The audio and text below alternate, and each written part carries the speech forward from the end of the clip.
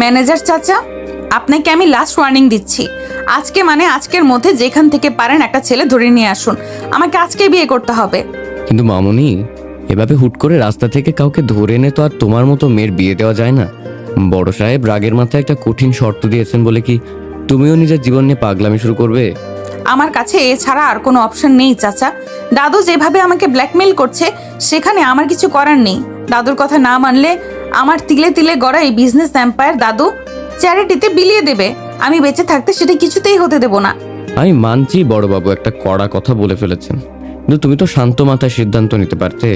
হুট করে অপরিচিত কাউকে বিয়ে করাটা কি ঠিক হবে? চাচা, আমি কোনো লজিক শুনতে চাই না।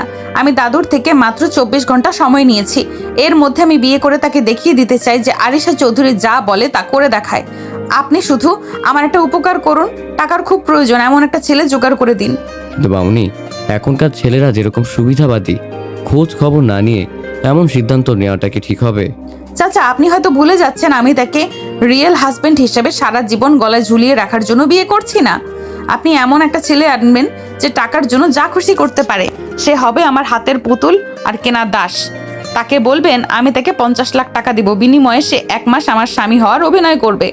1 মাস পর সে তার রাস্তায়, আমি আমার রাস্তায়। তবে শর্ত একটাই, 1 মাস পর সে কোনোভাবেই আমাকে বিরক্ত করতে আসতে পারবে না। আপনি জানেন তো, আরিশা চৌধুরীকে বিরক্ত করার মতো কেউ আজও এই পৃথিবীতে জন্মায়নি। ম্যানেজার খুব ভালোভাবে বুঝতে পারলেন যে এই জেদি দাদু আর নাতনির ইগো লড়াইয়ের মাঝে তিনি চিপায় পড়ে গেছেন। আরিশাকে তিনি ছোটবেলা থেকে নিজের মেয়ের মতো আগলে রেখেছেন। আরিশার যখন 2 বছর বয়স, তখন এক কার অ্যাক্সিডেন্টে তার বাবা মা মারা যান। তারপর থেকে দাদুর কড়া শাসনের পাশাপাশি এই ম্যানেজারের মতামতেই সে বড় হয়েছে। ম্যানেজার তাকে নিয়ে খুবই চিন্তিত, তাই যার তার হাতে এই মেয়েকে তুলে দিতে তার মন সায় দিচ্ছে না। তিনি আরিশার কেবিন থেকে বেরিয়ে পড়েন এক কঠিন দায়িত্ব কাঁধে নিয়ে। চাচা, আপনার কি হয়েছে? কেউ আছেন? হেল্প করুন প্লিজ। চাচা, শরীর থেকে অনেক রক্ত বের হচ্ছে। এখনই হসপিটালে না নিলে ওনাকে বাঁচানো যাবে না। বাবা, প্লিজ আমাকে একটু বাঁচাও। আগামী সপ্তাহে আমার মেয়ের বিয়ে। আমি মরে গেলে আমার পুরো পরিবারটা রাস্তায় এসে দাঁড়াবে বাবা। আপনার কিচ্ছু হবে না চাচা, আমি আছি তো, আপনি চিন্তা করবেন না। ওরে ভাই, আপনারা কেউ কি একটু সাহায্য করবেন?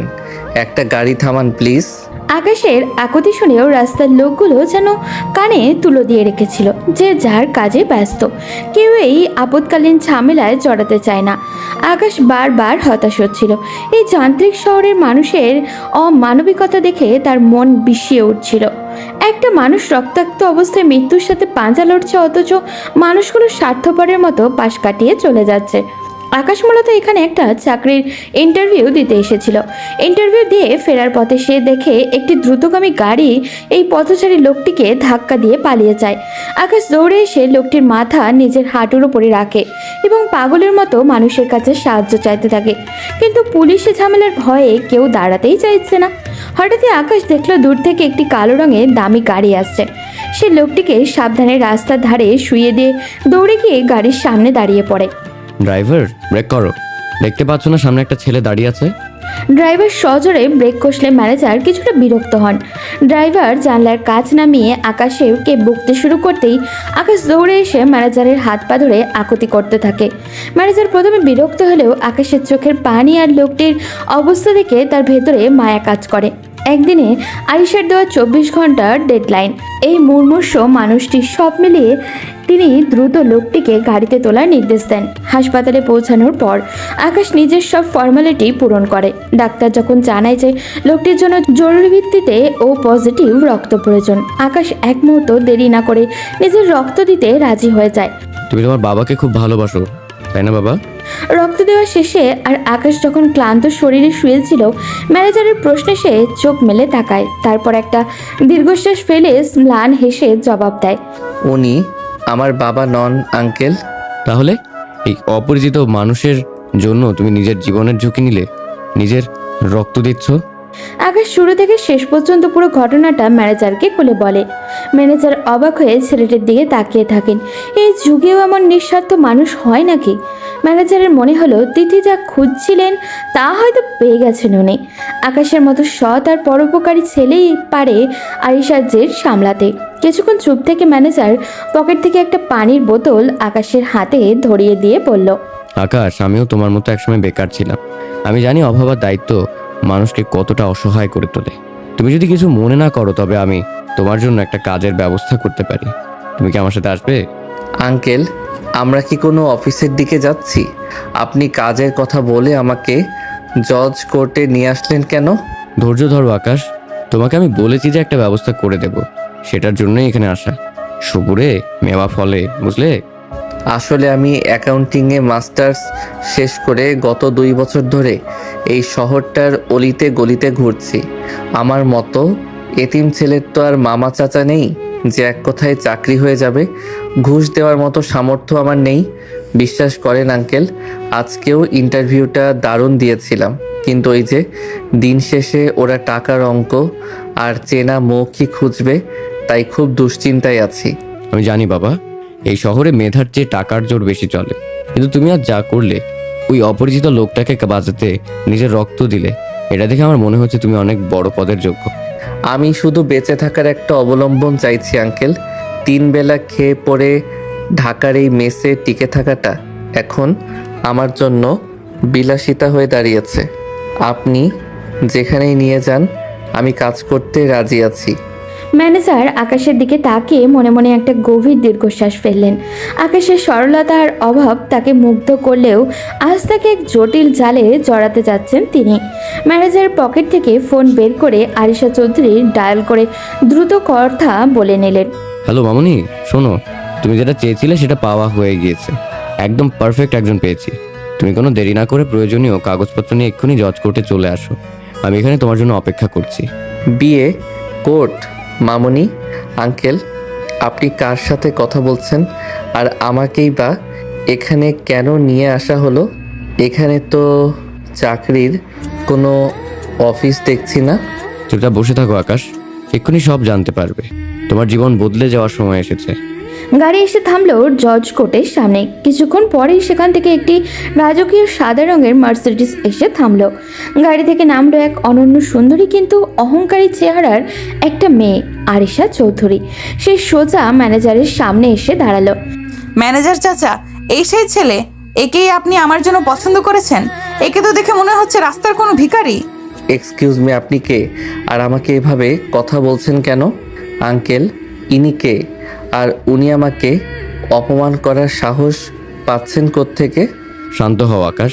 মামুনি, তুমি বাইরে থাকো, আমি ওর সাথে আলাদা করে কথা বলে নিচ্ছি। আকাশ, আমার দিকে তাকাও। তোমার খুব টাকার দরকার না? আমার চাকরির দরকার আঙ্কেল। টাকার জন্য আমি ভিক্ষা করতে আসিনি। কাজটা অনেকটা সেরকমই। তোমাকে এই মেয়েটির স্বামী সেজে থাকতে হবে মাত্র 1 মাসের জন্য। এটা একটা কন্ট্রাক্ট। এই 1 মাসে তুমি যা চাইবে তাই পাবে, আর 1 মাস শেষ হলে তোমাকে নগদ 50 লাখ টাকা দেওয়া হবে। কি বলছেন আপনি এসব? আপনার কি মাথা ঠিক আছে? বিয়ের মতো একটা পবিত্র সম্পর্ক নিয়ে আপনারা ব্যবসা করতে চাইছেন। আমি গরিব হতে পারি, কিন্তু আমার ব্যক্তিত্ব বিক্রি করতে আসিনি। টাকা দিয়ে কি সব কেনা যায়? আমি এই ডিল মানি না। দেখেছেন চাচা, ছোট লোকের আবার ব্যক্তিত্ব। শোনো ছেলে, এই ড্রামা বন্ধ করো। তোমার মতো হাজারটা ছেলে আমার পেছনে ঘুরঘুর করে শুধু এক নজর দেখার জন্য। তোমাকে আমি স্বামী হওয়ার কোনো পার্মানেন্ট লাইসেন্স দিচ্ছি না। শুধু দাদুর জেদ ভাঙার জন্য তোমাকে আমার একটা দাস হিসাবে দরকার। 50 লাখ টাকা তোমাকে তোমার 7 গোষ্ঠী একসাথে চোখে দেখেনি। রাজি হলে হও, না হলে আবার ওই ফুটপাতে গিয়ে শুয়ে থাকো। আপনি ঠিক বলেছেন মিস চৌধুরী, আমি ফুটপাতে শুতে পারি, কিন্তু নিজের আত্মা বিক্রি করতে পারি না। আঙ্কেল, আপনি আমাকে চাকরির কথা বলে এখানে এনে চরম অপমান করলেন। আমি আসছি। আকাশ, 1 মিনিট দাঁড়াও। আবেগ দিয়ে পৃথিবী চলে না বাবা। তুমি এখান থেকে বেরিয়ে যাবে, তারপর কি হবে? আবার সেই ম্যাচে যাবে। 2 দিন পর ম্যাচ মালিক তোমাকে বের করে দিবে, কারণ তুমি ভাড়া দিতে পারো না। আবার ইন্টারভিউ দিবে, আর ওরা তোমাকে ছুঁড়ে ফেলে দেবে। ওই যে লোকটাকে হসপিটালে রেখে আসলে, কালোর মেডিসিনের টাকা কোত্থেকে আসবে? এই সুযোগ হাতছাড়া করলে তোমাকে সারা জীবন পস্তাতে হবে। কিন্তু আঙ্কেল, বিয়ে সমাজ কি ভাববে? আমার বিবেক কি আমাকে ক্ষমা করবে? টাকার জন্য কি একটা মানুষের জীবন নিয়ে এভাবে খেলা করা যায়? এটা স্রেফ একটা অভিনয়, কেউ জানবে না। 1 মাস পর তুমি তোমার 50 লাখ টাকা নিয়ে সুন্দর একটা জীবন শুরু করতে পারবে। ভেবে দেখো, এই টাকা দিয়ে তুমি একটা ব্যবসা করতে পারবে, অসহায় মানুষের পাশে দাঁড়াতে পারবে। স্রেফ 1 মাসের অভিনয় কি তোমার সারা জীবনের কষ্টের চেয়েও বড়? চাচা, ওর সাথে এত কথা বলার সময় আমার নেই। আমি পেপারস রেডি করে রেখেছি, সাইন করলে করো, নয়তো আমি অন্য কাউকে দেখছি। Time is money. ঠিক আছে আঙ্কেল, আমি রাজি, কিন্তু আমার একটা শর্ত আছে। এই 1 মাস আমি আপনার বাড়ির কোনো কিছুতে অনধিকার চর্চা করব না, আর আপনিও আমাকে অকারণে অপমান করে কথা বলতে পারবেন না। শর্ত আমি দেই, নেই না। তবে ঠিক আছে, তোমার টাকা পাওয়া নিয়ে কথা। চলো ভেতরে যাই, আমাদের এখনই কাজ শেষ করতে হবে। আকাশের ভেতরটা কান্নায় ভেঙে পড়েছিল। সে বুঝতে পারছিল না সে কি ঠিক করছে নাকি ভুল, কিন্তু অভাবের তাড়না আর পরিস্থিতির চাপে পড়ে সে আজ নিজের নীতি বিসর্জন দিতে বাধ্য হলো। কোর্টের নির্জন কক্ষে আরিশা চৌধুরীর সাথে তার চুক্তিনামায় সই হলো। Welcome to my hell mister Akash. মনে রেখো, তুমি শুধু আমার একটা দামি খেলনা মাত্র। গাড়িতে গিয়ে বসো। এখন থেকে আমার হুকুম ছাড়া তোমার নিঃশ্বাস নেওয়ার অধিকার নেই। সময় সবার এক যায় না মিস চৌধুরী। আজ আপনি উপরে আছেন বলে আমাকে নিচু দেখছেন, কিন্তু মনে রাখবেন, ভাগ্য বড় অদ্ভুত জিনিস। তোমরা এখন বাসায় চলো, বড় সাহেব বাড়িতে অপেক্ষা করছেন। আকাশ, নিজেকে শক্ত করো, আসল যুদ্ধ কিন্তু এখন শুরু হবে। ম্যানেজার চাচা, এই ছেলেকে গাড়ির পেছনে বসতে বলুন। আমার পাশে বসার যোগ্যতা ওর নেই। আর শোনো আকাশ, চৌধুরী বাড়িতে পা রাখার পর মুখ একদম বন্ধ রাখবে। দাদু যদি কোনো প্রশ্ন করে আমি যা শিখিয়ে দিব ঠিক সেইটুকুই বলবে। এর বাইরে একটা শব্দ উচ্চারণ করলে তোমার 50 লাখ টাকার চেক কিন্তু মাঝপথে ছিঁড়ে ফেলবো। টাকা যখন দিচ্ছেন তখন কথা তো আপনারই শুনতে হবে। তবে একটা কথা মনে রাখবেন মিস আরিশা, আপনি আমার সম্মান কিনতে পারেননি, শুধু সময়টা ভাড়া নিয়েছেন। গাড়ির পেছনে বসা বা সামনে বসা নিয়ে আমার কোনো আক্ষেপ নেই। আমার মতো মানুষের জন্য রাস্তার ধুলোবালি তো বরাদ্দ ছিল, সেখানে আপনার দামি গাড়ির পেছনের সিট তো অনেক বড় বিলাসিতা। তোমরা গাড়ি থামিয়ে তর্ক করা বন্ধ করো তো।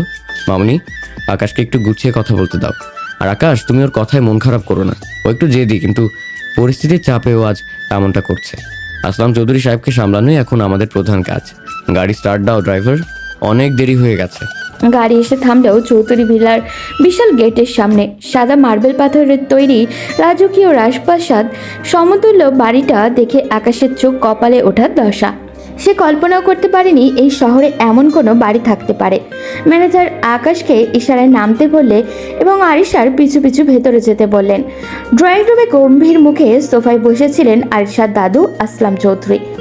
আরিশা, আমি শুনলাম তুই নাকি কোর্টে গিয়েছিলি, আর এই ছেলেটাকে, একেই কি তুই বিয়ে করেছিস? ম্যানেজার, এই সে ছেলে তো? হ্যাঁ দাদু, তুমিই তো বলেছিলে আমাকে 24 ঘন্টার মধ্যে বিয়ে করতে হবে, না হলে তুমি সব সম্পত্তি চ্যারিটিতে দিয়ে দিবে। এই তো আমার স্বামী আকাশ। আমরা কোর্টে গিয়ে বিয়ে সেরে এসেছি। এখন অন্তত তোমার ওই উইল পরিবর্তন করার কথা ভাবতে পারো। আকাশ অনেক মেধাবী এবং ও আমার পছন্দ। আসলাম চৌধুরী থমথমে মুখে আকাশের দিকে তাকালেন। তার চোখে অনেক প্রশ্ন ছিল। তিনি ম্যানেজারের চোখের দিকে তাকালে ম্যানেজার আলতো করে চোখের ইশারায় তাকে আশ্বস্ত করলেন। আসলাম চৌধুরী মনে মনে হাফ ছেড়ে বাঁচলেন। তিনি জানতেন তার নাতনি জেদি, সে কোনোদিনই বিয়ে করবে না বলে পণ করেছে। সেই নাতনি যখন নিজে থেকে কাউকে বর হিসেবে নিয়েছে, এতে তিনি মনে মনে প্রচণ্ড খুশি হয়েছে যে তার নাতনি অন্তত সেটেল হচ্ছে। কিন্তু মুখে তিনি সেই আনন্দের লেশমাত্র প্রকাশ করলেন না। তোর পছন্দ নিয়ে আমার কিছু বলার নেই আরিশা, তবে হুট করে কাউকে কিছু না জানিয়ে বিয়ে করে ফেললি, এটা চৌধুরী বংশের ঐতিহ্যের সাথে যায় না। এই ছেলে কি করে, এর বংশ পরিচয় কি? হুট করে একে তো মেনে নেওয়া যায় না। আসসালামু আলাইকুম দাদু। আমি জানি আমাকে দেখে আপনার সাধারণ মনে হতে পারে, আপনার মতো বড় মাপের মানুষের নাতনির পাশে আমাকে মানায় না, এটা আমি নিজেও জানি। কিন্তু আরিশা যখন আমার হাত ধরলো তখন আমি ফিরিয়ে দিতে পারিনি। আমি কথা দিচ্ছি আরিশার কোনো অমর্যাদা আমার জন্য হবে না। দাদু ডাকবি না আমাকে, আমি এখনো তোকে নাচ জামাই হিসেবে সার্টিফিকেট দেইনি। ম্যানেজার, এই ছেলেকে সত্যি কোনো প্রজেক্টে ছিল নাকি আরিশাকে নাটক করার জন্য ভাড়া করে এনেছে? সত্যি কথা বলো। বড় সাহেব, আপনি শুধু শুধু সন্দেহ করছেন। মামনি তো মিথ্যে বলছে না। আকাশ অনেক মেধাবী ছেলে, ও আরিশার বিজনেস সামলাতে অনেক হেল্প করেছে। ও একটু সাধারণ ঘরের ছেলে হতে পারে, কিন্তু ওর মেধা অসাধারণ। এখন এই ক্লান্ত অবস্থায় ওদের উপর রাগ না করে ঘরে তুলতে দেওয়াটাই কি ভালো দেখায় না? আসলাম চৌধুরী ম্যানেজারের ইশারা পেয়ে বুঝতে পারলেন যে ছেলেটি হয়তো আপাত দৃষ্টিতে সাধারণ হলেও বিশ্বস্ত হবে। নাতনি শেষ পর্যন্ত সংসার শুরু করছে, এই আনন্দে তিনি মনে চেপে রাখলেন। তিনি আকাশের দিকে তীক্ষ্ণ দৃষ্টিতে তাকিয়ে রইলেন। আকাশ নিজের ভেতরে চলা অস্থিরতা চেপে রেখে আসলাম চৌধুরীর পায়ের কাছে গিয়ে সালাম করার জন্য নিচু হলো। তার এই বিনয় দেখে দাদু মনে মনে বেশ খুশি হলেন। ঠিক আছে, আপাতত আমি মেনে নিচ্ছি তোদের বিয়ে, কিন্তু মনে রাখিস আরিশা, আমি তোদের ওপর নজর রাখবো। আর আকাশ, আজ থেকে তুই এই বাড়িতেই থাকবি। আমি তোকে অবজার্ভ করতে চাই, দেখি তুই আমার নাতনির যোগ্য কিনা। কাল সকালে নাস্তার টেবিলে আমি তোর সাথে গল্প করব। ও আমার সাথেই থাকবে দাদু। চলো আকাশ আমার রুমে। ম্যানেজার চাচা, দাদুর চেক আপের সময় হয়েছে, আপনি ওনাকে ওনার রুমে দিয়ে যান। দাদু, তুমি বেশি চিন্তা করো না, এখন রেস্ট নাও। আরিশা তত্তর করে সিঁড়ি বেয়ে উপরে উঠে গেল। আকাশ একবার ম্যানেজারের দিকে তাকালো। ম্যানেজার চোখ বন্ধ করে তাকে সাহস দিলেন। আকাশ ধীর পায়ে আরিশার রাজকীয় রুমের দিকে এগিয়ে গেল। রুমের ভেতরে ঢোকা মাত্রই আরিশা ঝট করে দরজাটা ভেতর থেকে লক করে দিল এবং আকাশের দিকে কঠোর চোখে তাকালো। How dare you! তুমি আমার দাদুর পা ছুঁয়ে সালাম করতে গেলে কেন? আমি তোমাকে কি বলেছি? তুমি এখানে আমার কেনা গোলাম হয়ে এসেছো, আমার পরিবারের আপন হতে আসোনি। বেশি ড্রামা করার চেষ্টা করবে না। আমি পরিস্থিতি সামাল দেওয়ার জন্য ওটা বলেছি। আপনার দাদু যা মানুষ, তাতে একটু নমনীয় না হলে উনি তখনই আমাদের উপর সন্দেহ করতেন। আর সালাম করাটা আমার সংস্কার। বড়দের সম্মান করতে টাকা লাগে না মিস আরিশা। আপনি টাকা দিয়ে অভিনয় কিনতে পারেন, কিন্তু মানুষের আদব কায়দা কিনতে পারেন না। লেকচার বন্ধ করো। এই রুমের ওই কোণার একটা ছোট্ট সোফা আছে, ওখানে তোমার থাকার জায়গা। বিছানার ধারে কাছে আসার চিন্তাও করবে না। আর কাল সকালে দাদুর সাথে নাস্তা করার সময় যেন কোনো ভুল না হয়। এখন যাও, আমার চোখের সামনে থেকে দূর হও। আমার অসহ্য লাগছে তোমাকে দেখতে। আমারও খুব একটা ভালো লাগছে না এই গোল্ডেন কেজে বন্দি হতে, তবুও থাকতে হচ্ছে। শুভরাত্রি মিস চৌধুরী।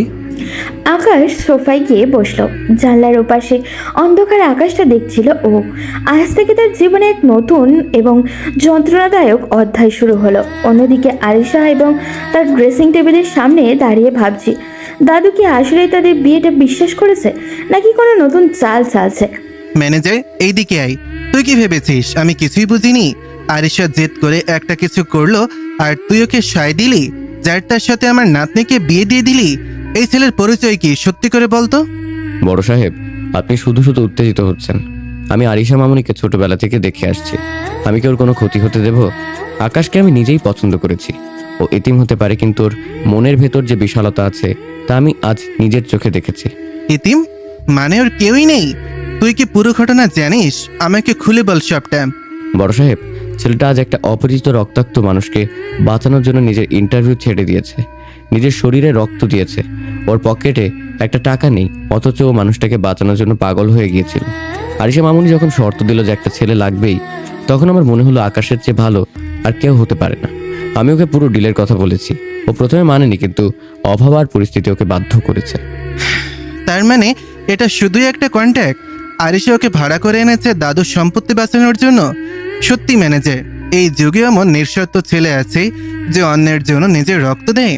আকাশকে দেখে আমার প্রথম থেকেই আলাদা মনে হচ্ছিল। তবে শুধু রক্ত দিলেই তো হবে না, আরিশার স্বামী হওয়ার যোগ্যতা ওর আছে কিনা তা আমাকে বাজিয়ে দেখতে হবে। ছেলেটা যদিও আসলে খাঁটি হয়, তবে এই মিথ্যা বিয়েটাকেই আমি সত্যি করে দেব।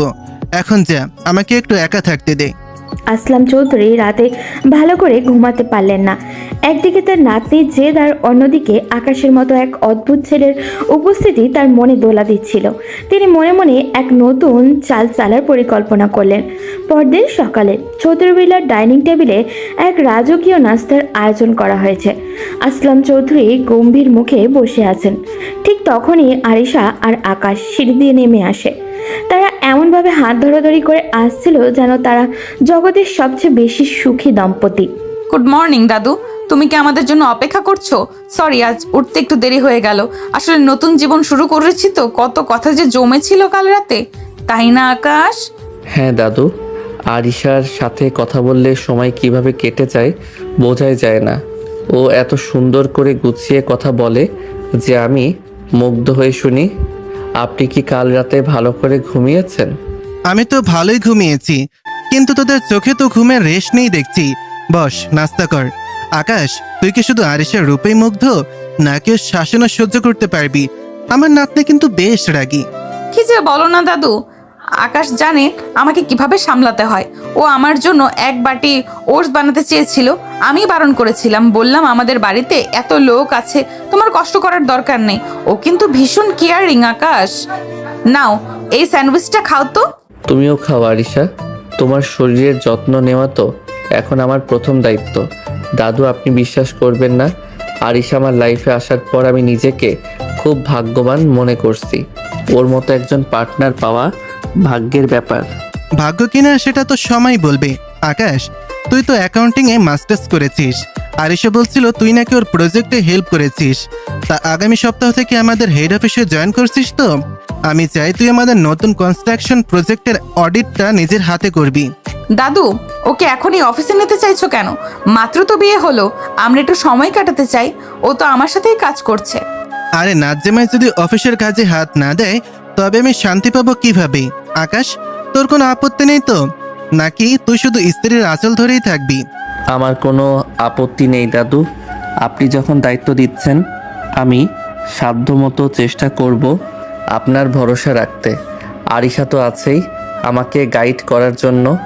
আরিশা, দাদু যখন বলছে তখন আমি অফিসে গেলে উনিও খুশি হবেন, তাই না? আরিশার দাঁতের দাঁত চেপে আকাশের দিকে তাকিয়ে হাসলো। সে বুঝতে পারলো আকাশকে অফিসে নেওয়া মানেই দাদুর নতুন কোনো পরীক্ষা। নাস্তার টেবিলে হাসি খুশি অভিনয়ের আড়ালে একটা শীতল লড়াই শুরু হয়ে গেছে।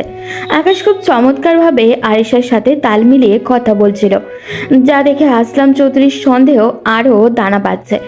নাস্তা শেষ করে আসলাম চৌধুরী যখন ওখান থেকে উঠে গেলেন, আরিশা আকাশের কানের কাছে ফিস ফিস করে বলে উঠল, এই যে মিস্টার অ্যাক্টর, বেশি ওভার অ্যাক্টিং করতে যেও না। দাদুর সামনে হাত ধরলে কেন? আর দাদুকে কথা দিলে কেন যে তুমি অফিসে যাবে? তুমি জানো না ওটা কতটা রিস্কি? দাদুর সামনে হাত না ধরলে উনি সন্দেহ করতেন। আর অফিসে যাওয়ার অফার উনি এমনভাবে দিয়েছেন যে না করার উপায় ছিল না। আমি তো শুধু আপনার স্ক্রিপ্ট ফলো করছি মিস চৌধুরী। আপনার দাদু কিন্তু আমাদের অভিনয়ের উপর পিএইচডি করার ক্ষমতা রাখেন, তাই একটু তো ন্যাচারাল হতেই হবে। চুপ করো। অফিসে গিয়ে যদি কোনো গোলমাল করো তবে 1 মাসের আগেই তোমাকে জেলখানায় পাঠিয়ে দেব। এখন যাও, রেডি হয়ে নাও, ম্যানেজার চাচার সাথে অফিসে যাবে। আর মনে রেখো, ওখানে তুমি আমার স্বামী নও, একজন সাধারণ এমপ্লয়ি মাত্র। আকাশ নিজের দীর্ঘশ্বাস চেপে নিজের কামরার দিকে গেল। সে জানতো এই অভিনয়ের পথটা খুব একটা সহজ হবে না। দাদুর তীক্ষ্ণ নজর আর আরিশার দম্ভের মাঝখানে তার নিজেকে প্রমাণ করতে হবে। আকাশ যখন তৈরি হয়ে নিচে নেমে আসে, সে দেখল আসলাম চৌধুরী দরজার কাছে গিয়ে দাঁড়িয়ে আছে। তার চোখের দৃষ্টি বলছে আকাশের আসল পরীক্ষা তো মাত্র শুরু হলো। অফিসের এসি কেবিনে বসে আছে আরিশা, ল্যাপটপের দিকে তাকিয়ে রাগে ফুঁসছে ও। ইন্ডিয়ান ক্লায়েন্টের সাথে আজ বিকালে মিটিং, অথচ গত কয়েকদিন ধরে তাদের দেওয়া অডিট ফাইলে একটা বড় অঙ্কের টাকার অমিল দেখা যাচ্ছে। ম্যানেজারের পাশে দাঁড়িয়ে ভয়ে ভয়ে আরিশার অবস্থা পর্যবেক্ষণ করছিলেন। ঠিক তখনই আকাশ কফির কাপ হাতে কেবিনে ঢোকে। ম্যানেজার চাচা, আমার অফিসের এই হাই পেড অ্যাকাউন্টসরা কি সবাই ঘাস কাটে? ম্যানেজার চাচা, আমার অফিসের এই হাই পেড অ্যাকাউন্টেন্টরা কি সবাই ঘাস কাটে? সামান্য একটা কনভার্সন রেটের গ্যাপ তারা বের করতে পারছে না।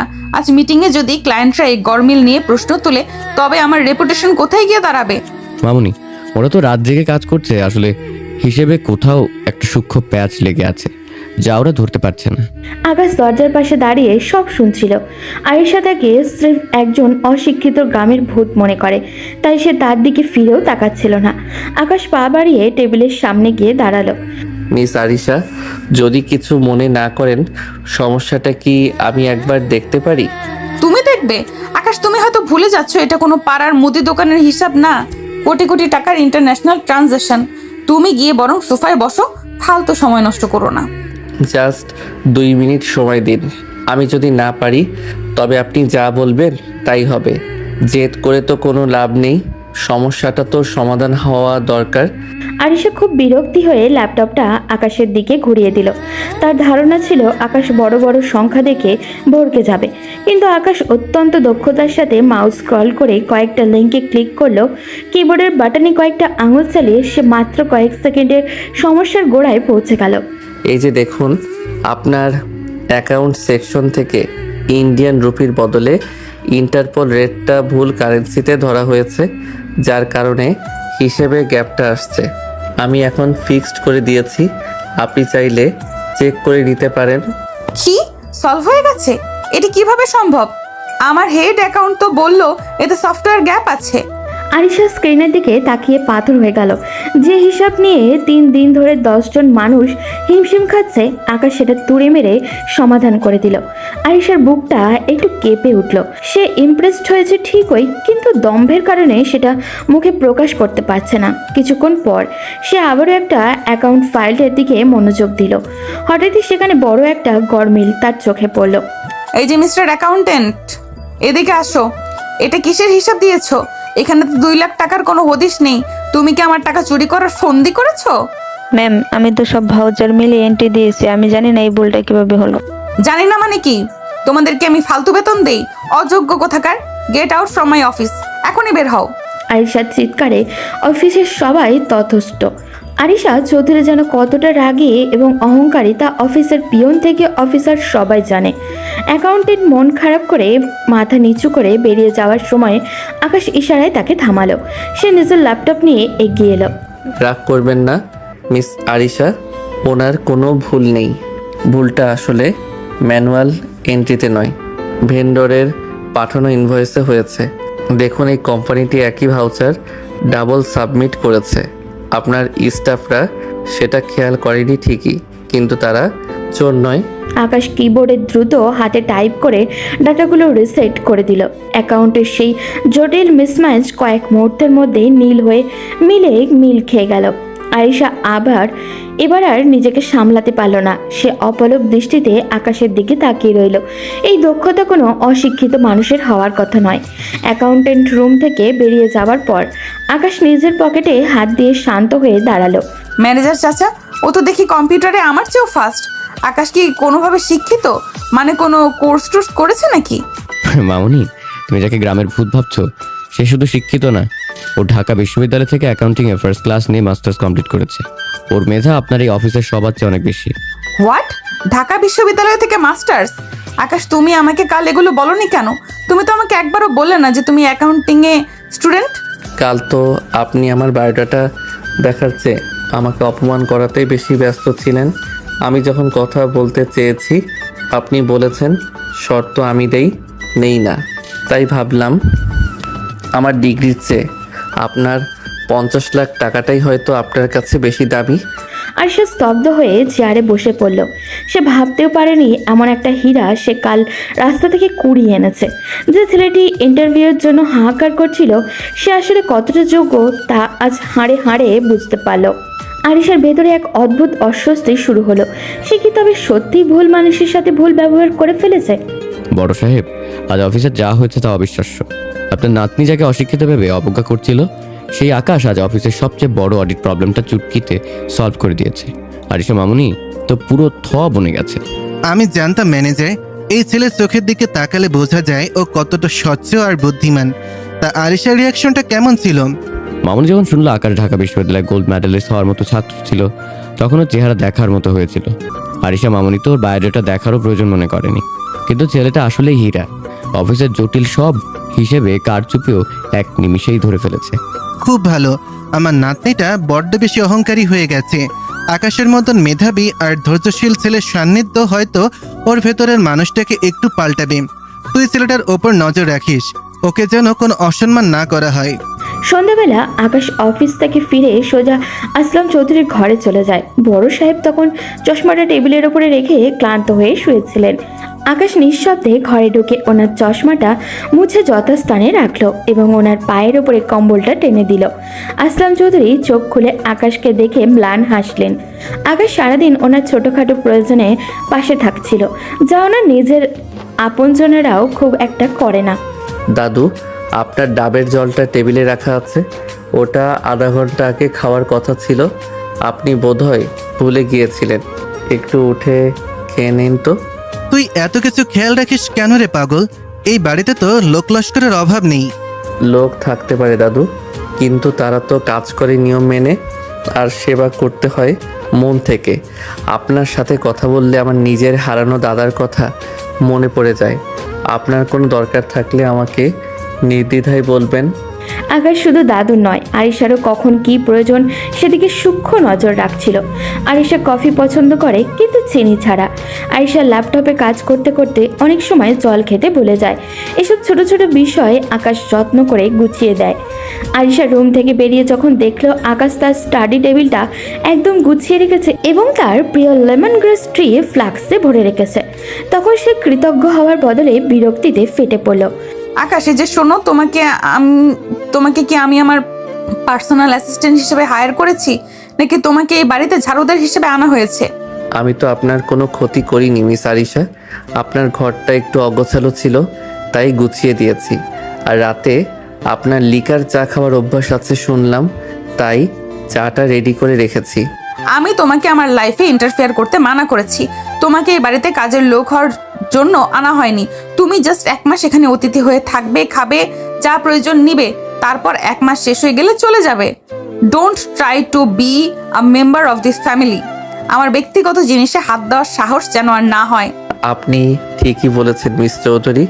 আমি আসলে ভুলে গিয়েছিলাম যে আমি এখানে আপনার কেনা একজন দাস মাত্র। আমি আসলে মানুষ চাই, বুঝলেন? মানুষের সাথে মিশতে চাই। এই বড় পরিবারে এসে আমার কেন যেন একটু মায়া লেগে গিয়েছিল। নিজের তো কেউ নেই, তাই হয়তো একটু লোভ হয়েছিল। ভেবেছিলাম 1 মাসের জন্য হলেও একটা পরিবারের স্বাদ পাবো। ঠিক আছে, ক্ষমা করে দেবেন।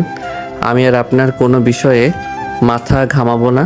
আকাশ ধীর পায়ে ঘর থেকে বেরিয়ে গেল। তার যাওয়ার সময়কার ওই বিষণ্ণ চেহারাটা আরিশার বুকে তীরের মতো বিঁধল। আরিশা জানলার ধারে গিয়ে দাঁড়ালো। তার মনে পড়ে গেল আকাশও তো তার মতোই এতিম। সে নিজে মা বাবাকে হারিয়েছে বলে দাদুর কাছে আগলে বড় হয়েছে, কিন্তু আকাশের তো কেউই নেই। তাকে কষ্ট দেওয়াটা কি ঠিক হলো? আরিশা মনে অনুশোচনায় ভরে উঠল। সে বুঝতে পারছিল সে একটা অন্যায় করে ফেলেছে, কিন্তু তার দীর্ঘদিনের লালিত অহংকার আর ইগো তাকে সরি বলতে বাধা দিচ্ছে। আমি কেন এমন করলাম? ও তো ভালোই করছিল, কিন্তু ও যদি আমার এত কাছে চলে আসে, তবে 1 মাস পরও চলে যেতে দেখলে কি আমার কষ্ট হবে না? না আরিশা চৌধুরী, দুর্বল হওয়া চলবে না। ও শুধুই একটা কন্ট্রাক্ট। আরিশা তার মনে লড়াইয়ে জয়ী হতে পারছিল না। ওদিকে আকাশ সোফায় শুয়ে অন্ধকারের দিকে তাকিয়ে চোখের জল আড়াল করার চেষ্টা করছিল। এই রাজপ্রাসাদে সে একা, বড্ড বেশি একা। দামি খাবার আর দামি বিছানা তাকে শান্তি দিতে পারছে না, যতটা আরিশার একটা ভালো ব্যবহারের জন্য তার মন হাহাকার করছিল। গতকালের অপমানের পর আকাশ আজ অনেকটা নির্লিপ্ত। অফিসে এসে সে নিজের ডেস্কে মন দিয়ে কাজ করছে। আরিশা তার কেবিনে কাছের উপর থেকে বারবার আকাশের দিকে তাকাচ্ছিল। তার মনে এক অদ্ভুত অস্বস্তি। কাল রাতে ছেলেটাকে অনেক কড়া কথা শুনিয়েছে সে, কিন্তু আজ অফিসে এসে সে দেখলেও আকাশ যেন আরও বেশি সিরিয়াস। আজ কোম্পানির একটা বড় ইনভেস্টমেন্টের ডিল হওয়ার কথা, কিন্তু শেষ মুহূর্তে ডাটা অ্যানালাইসিসে কিছু জটিলতা দেখা দিয়েছে। ম্যানেজার চাচা, ইনভেস্টররা তো এখনই চলে আসবে। আমাদের তো প্রেজেন্টেশনের গ্রাফগুলো তো মিলছে না। এখন কি করা যায়? আমি আকাশকে একবার ডেকে দেখবো। ও কাল যে পারফরমেন্স দেখিয়েছে, আমার মনে হয় না ও এটা ঠিক করে দিতে পারবে। ডাকুন ওকে। তবে ও কি আসবে? কাল আমি ওকে একটু বকা দিয়েছিলাম। ম্যানেজার আকাশকে ডেকে আনলে আকাশ কোনো কথা না বলে সরাসরি ল্যাপটপ হাতে নিল। সে গত 3 বছরের প্রফিট মার্জিন আর আগামী 5 বছরের ফিউচার প্রজেকশনে এমন দুর্দান্তভাবে একটা গ্রাফ ফুটিয়ে তুলল যে আরিশা বিস্ময়ে বিমূঢ় হয়ে গেল। আকাশ শুধু অঙ্ক মেলায় না, সে ডাটা দিয়ে ভবিষ্যৎ পড়তে পারে। আরিশার মনের ভেতরে থাকা সব ভুল ধারণা আজ যেন কর্পূরের মতো উড়ে গেল। সে মনে মনে ভাবল, এই ছেলেটি কি সত্যি ঈশ্বর পেয়ে? স্যার, আপনার কফি। আকাশ মাথা তুলে দেখল অফিসের রিসেপশনিস্ট রিয়া হাসি মুখে দাঁড়িয়ে আছে। রিয়া মেয়েটা খুব সুন্দর এবং চটপটে। কাল থেকেই সে লক্ষ্য করেছে এই নতুন ছেলেটার অসামান্য মেধা আর তার শান্ত স্বভাব। অফিসের বড় বড় অফিসাররাও যেখানে অহংকারকে মাটিতে পা ফেলে না, সেখানে আকাশের মতো একজন মেধাবী মানুষের এত সাধারণ আচরণ রিয়াকে মুগ্ধ করেছে। ও থ্যাংক ইউ, কিন্তু আমি তো কফি অর্ডার করিনি। আমি জানি আপনি করেননি, কিন্তু আপনার চেহারায় ক্লান্তির ছাপ দেখা যাচ্ছে, তাই ভাবলাম আমার পক্ষ থেকে 1 কাপ কফি আপনাকে সারপ্রাইজ হিসাবে দিই। আমি রিয়া, রিসেপশনে থাকি। আপনি তো আকাশ, তাই না? জি, আমি আকাশ। ধন্যবাদ কফির জন্য। আসলে কাজের চাপে ক্লান্ত হয়ে পড়েছিলাম। আপনি তো দেখি জাদুকর। পুরো অফিস আজ আপনাকে নিয়ে কথা বলছে। আরিশা ম্যামের মতো রাখি মানুষকে আপনি যেভাবে শান্ত করে দিলেন, এটা অবিশ্বাস্য। আমি কিন্তু খুব মিশুক, কথা বলতে পছন্দ করি। আপনি চাইলে আমরা ফ্রেন্ড হতে পারি। রিয়া খুব সহজভাবে কথাগুলো বলল। আকাশ প্রথমে একটু জড়সড় থাকলেও রিয়ার বন্ধুসুলভ আচরণে সে কিছুটা সহজ হলো। এই যান্ত্রিক শহরে আরিশা চৌধুরীর বাড়িতে যখন সে প্রতিনিয়ত অপমানিত হচ্ছে, সেখানে রিয়ার মতো একজন সাধারণ মেয়ের হাসি আর বন্ধুত্বপূর্ণ কথা তাকে একটু তো স্বস্তি দিল। আচ্ছা আকাশ, আপনি কি সবসময় এত গম্ভীর থাকেন? একটু হাসুন না, হাসলে আপনাকে আরো বেশি স্মার্ট লাগে। আপনার লাঞ্চ কি হয়েছে? না হলে আমরা একসাথে ক্যান্টিনে যেতে পারি। আসলে নাস্তা দেরি করে করেছি তো, তাই এখনো লাঞ্চের কথা ভাবিনি। তবে আপনার সাথে কথা বলে ভালো লাগলো। আপনি খুব সুন্দর কথা বলেন। রিয়া আর আকাশের এই কথোপকথন আরিশা কেবিনের ভেতর থেকে স্পষ্ট দেখতে পাচ্ছিল। সে লক্ষ্য করলো আকাশ রিয়ার সাথে বেশ সহজভাবেই হাসছে, যা তার সাথে কোনো দিনও করেনি। কেন জানি আরিশার বুকের ভেতরটা একটু খচখচ করে উঠল। তার মনে হলো রিয়া কেন আকাশের সাথে এত ভাব জমাচ্ছে। আকাশ তো তার কন্ট্রাক্ট হাজব্যান্ড। এই রিয়া মেয়েটা তো বড়ই ফাজিল। কাজের সময় ফালতু গল্প করছে কেন? আর আকাশটারই বা কেমন? যার তার সাথে দাঁত বের করে হাসছে। কাল তো অনেক বড় বড় কথা বললো যে ও পরিবার চায়, মায়া চায়। এখন দেখি রিসেপশনিস্টের সাথেও মায়া বাড়াচ্ছে। রিয়া, এটি কি অফিসের আড্ডাখানা? যাও নিজের কাজে ফেরো। আর আকাশ, কাজ শেষ হলে আমার কেবিনে আসো এক্ষুনি। দিনগুলো এখন এক অদ্ভুত ছন্দে কাটছে। বাইরে থেকে দেখলে মনে হয় চৌধুরী ভিলার আকাশে আরিশার দাম্পত্য জীবনে বসন্ত বইছে, কিন্তু ভেতরে ভেতরে চলছে অধিকার আর অস্তিত্বের এক শীতল লড়াই। সকালে নাস্তার টেবিলে আসলাম চৌধুরী সামনে, তারা দুজনে যেন আদর্শ দম্পতি। আকাশ, তোমার টাইটা আজ আবার একটু বাঁকা হয়েছে। কতবার বলবো যে আয়নার সামনে দাঁড়িয়ে পড়বে? না, আমি ঠিক করে দিচ্ছি। আরে তুমি থাকতে আমার আয়নার কি দরকার? তুমি যখন আছো তখন আমার পরিপাটি হওয়া নিয়ে তো চিন্তাই নেই, তাই না দাদু? তা তো বটেই। তোদের এই খুনসুটি দেখলে মনে হয় যেন আমার হারানো যৌবন ফিরে পাচ্ছি। আকাশ, তোকে পেয়ে আমার নাতনিটা কিন্তু অনেকটা পাল্টে গেছে। আগে তো হাসতেই ভুলে গিয়েছিল। দাদু, তুমি না মাঝে মাঝে বড্ড বেশি বলো। আমি কিন্তু মোটেও পাল্টাইনি। আমি যেমন ছিলাম তেমনই আছি। আকাশ, কফিটা শেষ করো, অফিসের দেরি হয়ে যাচ্ছে। আসলাম চৌধুরীর ওপর থেকে হাসলেও মনে মনে সবটাই জানেন। তিনি খুব ভালো করে বুঝতে পারছেন যে এই সবটাই আরিশার সাজানো নাটক আর আকাশের নিখুঁত অভিনয়। তবুও তাদের এই সম্মিলিত প্রচেষ্টা ওনার বেশ ভালোই লাগছে। তিনি মনে মনে ভাবেন, অভিনয় করতে করতে যদি সত্যি মায়ায় পড়ে যায় তবে মন্দ কি। Good morning sir. আজ কিন্তু আপনাকে ব্লু শার্টে একদম হিরো লাগছে। আরিশা ম্যামের চয়েস তো দারুণ বলতে হবে। Good morning Riya. আরিশার চয়েস নয়, এটা আসলে আমার নিজেরই কেনা ছিল। তবে কমপ্লিমেন্টের জন্য থ্যাংক ইউ। তা আজ রিসিপশনে এত ভিড় কেন? আরে ভিড় তো হবেই, সবাই আপনাকে দেখতে চায়। আপনি যে কালকের সেই জটিল অডিট ফাইলটা সলভ করলেন, পুরো অফিসে তো এখন আপনিই talk of the town. By the way, আজ কিন্তু লাঞ্চে আমাকে না বলতে পারবেন না। আমি বাসা থেকে আপনার প্রিয় আলু ভর্তা আর ইলিশ মাছ ভাজি নিয়ে এসেছি। আপনি আমার জন্য বাসা থেকে খাবার নিয়ে এসেছেন? রিয়া, আপনি আসলেই খুব ফ্রেন্ডলি। আমার এই নিঃসঙ্গ জীবনে আপনার মতো একজন বন্ধু পাওয়া সত্যিই ভাগ্যের ব্যাপার। ভাগ্যের দোহাই দিবেন না তো। আমি তো শুধু আপনার সাথে একটু সহজ হতে চেয়েছি। এই যে দেখুন, আপনার জন্য একটা স্পেশাল প্যান এনেছি। সাইন করার সময় মনে করবেন ফ্রেন্ডটা গিফট করেছে। আরিশা নিজের কেবিন থেকে কাছের ওপারের এই দৃশ্যটা দেখছিল। আকাশের ঠোঁটের কোণে রিয়ার জন্য যে সহজ হাসিটা দেখা যাচ্ছে সেটা আরিশার জন্য দামি উপটৌকন দিয়েও কোনোদিনও পাওয়া যায়নি। আরিশার বুকটা ঈর্ষায় ফেটে যাচ্ছিল। সে ইন্টারকমে চিৎকার করে ম্যানেজারকে ডাকলো। ম্যানেজার চাচা, এই রিসেপশনিস্ট রিয়াকে কি আমি গল্পের জন্য বেতন দেই? দেখুন তো ও আকাশের সাথে কিভাবে গালগপ্প জুড়েছে। আকাশ কি এখানে প্রেম করতে এসেছে নাকি কাজ করতে? মামুনি, রিয়া তো সবার আগেই সাথেই ভালো ব্যাপার করে, আর আকাশ তো এই অফিসে নতুন, ওর তো কাউকে দরকার যে ওকে একটু গাইড করবে। এতে রাগার কি আছে? গাইড করার জন্য আপনি আছেন, আমি আছি, আর ওই রিয়ার মতো একটা সাধারণ মেয়ের সাথে ও অত কিসের হাসাহাসি করছে? ওকে এক্ষুনি আমার রুমে পাঠিয়ে দিন। কিছুক্ষণ পর আকাশ আরিশার কেবিনে ঢুকলো। তার চোখে তখনও রিয়ার সাথে গল্পের রেশটুকু লেগে আছে। ফাইলটা রাখো টেবিলে।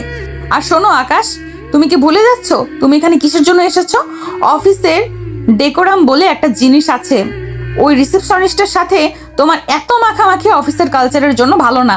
মিস চৌধুরী, আমি আমার কাজ ঠিকঠাক করছি, আর রিয়া শুধু আমার একজন ভালো বন্ধু। কারোর সাথে কথা বলা বা বন্ধুত্ব করা কি এই কন্ট্রাক্টের বাহিরে? আমি তো দাদুর সামনে আপনার সাথেও খুব ভালো অভিনয় করি, তবে অফিসের কলিগের সাথে স্বাভাবিক হতে আপনার সমস্যা কোথায়? সমস্যা আছে, কারণ লোকে জানবে তুমি আমার হাজবেন্ড, আর তুমি যদি একটা সাধারণ রিসেপশনিস্টের সাথে ফ্লার্ট করো তবে সেটা আমার প্রেস্টিজে লাগে। প্রেস্টিজ নাকি হিংসে? মিস চৌধুরী, আপনি কি সত্যি ভয় পাচ্ছেন যে আপনার কন্ট্রাক্ট করা খেলনাটা অন্য কারোর সাথে বেশি ভালো সময় কাটাচ্ছে? আপনি আমাকে কিনেছেন আমার হাসি বা আমার বন্ধুত্বকে নয়। রিয়া আমাকে সম্মান দেয়, মায়া দেয়, যা আপনার ডিকশনারিতে নেই। স্টপ ইট আকাশ, তোমাকে বেশি প্রশ্রয় দেওয়া হয়ে গেছে। মনে রেখো, 1 মাস পর তুমি আমার লাইফ থেকে ভ্যানিশ হয়ে যাবে, তাই কারো সাথে মন দেওয়া নেওয়া করার স্বপ্ন দেখে লাভ নেই। মন দেওয়ার মতো যোগ্যতা আমার নেই মিস চৌধুরী, আমি জানি, তবে মায়া কাটাতে টাকা লাগে না। আমি আমার কাজ করছি, আপনি আপনার ইগো সামলান। আকাশ কেবিন থেকে বেরিয়ে যেতেই আরিশা সোফায় ধপ করে বসে পড়ল। সে বুঝতে পারছে না কেন তার বারবার কান্না পাচ্ছে। সে তো আকাশকে ভালোবাসে না, তবে কেন অন্য কোনো মেয়ের সাথে তাকে দেখলে আরিশার কলিজায় টান লাগে। অন্যদিকে অফিসে রিয়া আর আকাশের বন্ধুত্ব আরও গভীর হতে শুরু করেছে। রিয়া জানে না আকাশের জীবনের আসল সত্যটা কী, কিন্তু সে আকাশকে তার একঘেয়ে জীবনের থেকে এক চিলতে রোদ হিসেবে দেখতে শুরু করেছে। চৌধুরী ভিলার পরিবেশে এখন এক অদ্ভুত পরিবর্তন। যে আরিশা চৌধুরী আকাশকে নিজের ছায়া মারাতে দিত না, সেই আরিশাই এখন ছলে বলে কৌশলে আকাশকে নিজের 24 ঘন্টার সঙ্গী করে তুলেছে। কেন এক অজানা ভয় বা অদৃশ্য টান তাকে আকাশের দিকে বারবার ঠেলে দিচ্ছে। অফিসের কাজ হোক বা বাইরের মিটিং, আরিশার এখন আকাশকে ছাড়া চলেই না। আকাশ, এই ফাইলগুলো নিয়ে এক্ষুনি আমার কেবিনে আসো। নেক্সট প্রজেক্টের প্রেজেন্টেশনটা তোমাকে ছাড়া আমি ফাইনাল করতে পারছি না। মিস চৌধুরী, এই কাজটা তো আপনার অ্যাসিস্ট্যান্টও করতে পারতো। আমাকে অডিট সেকশন থেকে বারবার কল করছে, ওখানে আমার থাকাটা জরুরি। অডিট সেকশনে কে আছে না আছে সেটা দেখার দায়িত্ব আমার। আপাতত তুমি এখানেই বসো, এই কফিটা নাও আর আমাকে এই স্লাইডগুলো গুছিয়ে দাও। আর হ্যাঁ, তোমার ফোনটা সাইলেন্ট করো, বারবার রিংটোন বাজলে আমার কনসেন্ট্রেশনে নষ্ট হয়। সাইলেন্টই আছে। আসলে রিয়া একটা ফাইল নিয়ে আসছিল, বোধহয় সেই জন্য কল দিয়েছিল। আমি কি একটু বাইরে গিয়ে ওর সাথে কথা বলে আসবো? একদম না, রিয়াকে বলে দাও ফাইলটা রিসেপশনে রাখতে, ওটা পরে দেখা যাবে। তুমি আমার সামনে বসো, আর কাল থেকে আমার যতগুলো আউটডোর মিটিং আছে সবগুলোতে তুমি আমার সাথে যাবে। ড্রাইভারকে বলে দিয়েছি তুমি আর আমি একই গাড়িতে যাব। কিন্তু মিস চৌধুরী, লোকে কি ভাববে? এমপ্লয়িরা তো অলরেডি বলা বলি করছে যে আপনি কেন আমাকে এত প্রায়োরিটি দিচ্ছেন। আমাদের কন্ট্রাক্টের গোপনীয়তা তো এতে নষ্ট হতে পারে। লোকে কি ভাবলো তাতে আমার কিছু যায় আসে না। আরিশা চৌধুরী নিজের ডিসিশন নিজেই নেয়। তোমাকে আমার আশেপাশে থাকলে আমার কাজ করতে সুবিধা হয়, ব্যাস, এটাই শেষ কথা। এখন কাজের দিকে ফোকাস করো। আরিশার এই কাজের বাহানা এখন রীতিমতো শিল্পের পর্যায়ে পৌঁছে গেছে। শপিং মলে যাওয়া হোক কিংবা ক্লায়েন্টের সাথে ডিনার, আরিশা সবখানেই আকাশকে সাথে নিয়ে যাচ্ছে। আর অজুহাত একটাই যে আকাশের বুদ্ধিমত্তা তার কাজে লাগে। কিন্তু আসল কারণটা যে রিয়ার সাথে আকাশের বাড়তে থাকা বন্ধুত্ব আটকানো। সেটা আরিশার নিজের অবচেতন মনও জানে। একদিন অফিসের করিডোরে আকাশের সাথে রিয়া দেখা হয়ে যায়। আকাশ স্যার, আপনাকে তো এখন পাওয়াই যায় না। আরিশা ম্যাম তো আপনাকে একদম নিজের ছায়া বানিয়ে ফেলেছেন। আজ লাঞ্চে কিন্তু আমাদের যাওয়ার কথা ছিল, মনে আছে তো?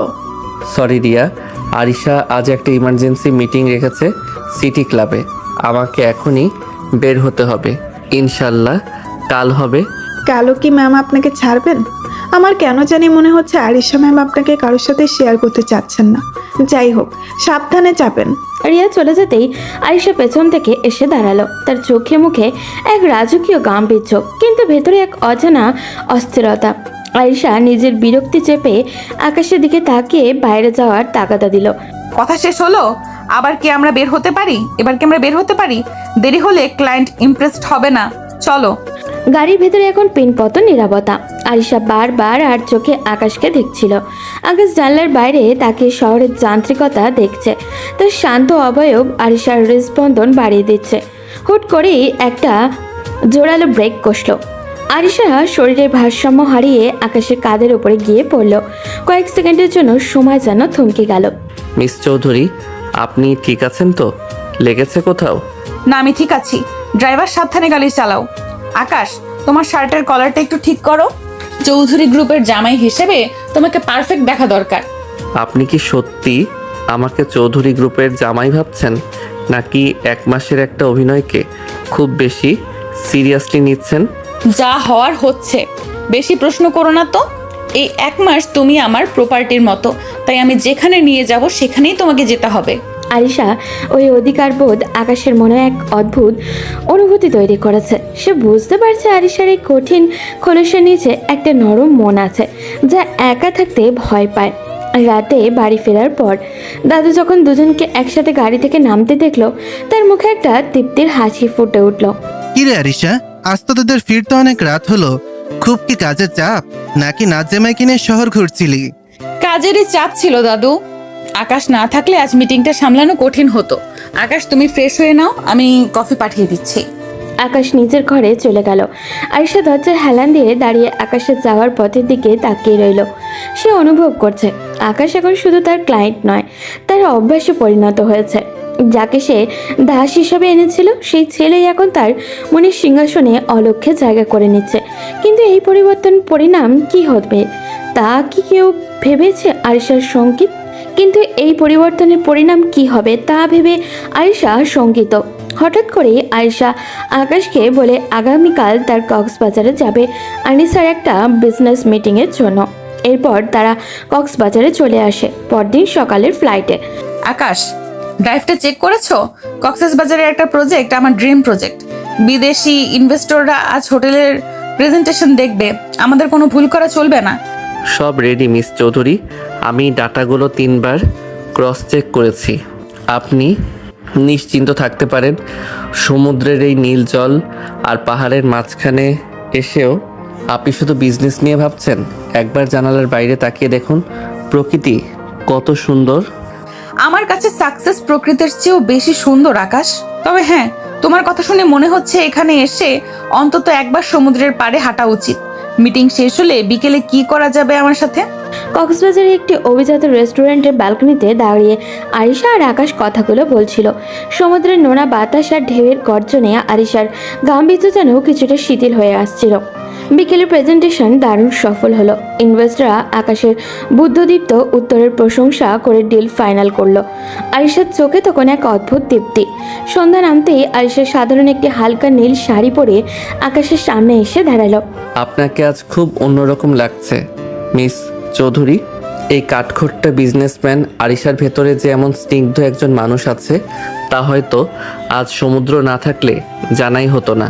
বিকেলে কি যাবে আমার সাথে? বেশি প্রশংসা করতে হবে না, চলো বিচে যাই। সাগরের গর্জন খুব কাছ থেকে শোনার ইচ্ছে করছে আজ। সাগরের বালুতে তারা দুজনে পাশাপাশি হাঁটছিল। আকাশের পা ছুঁয়ে যাওয়ার ঢেউগুলো যেন তার মনের দূরত্ব কমিয়ে দিচ্ছিল। হাঁটতে হাঁটতে আরিশা হঠাৎই থেমে গেল। সে আকাশের দিকে তাকিয়ে দেখলো আকাশ খুব শান্তভাবে দিগন্তের দিকে তাকিয়ে আছে। আরিশার মনে হলো এই ছেলেটার সাথে থাকলে পৃথিবীটা কত সহজ হয়ে যায়। আকাশ, তুমি এখন এই 1 মাস শেষ করে চলে যাবে।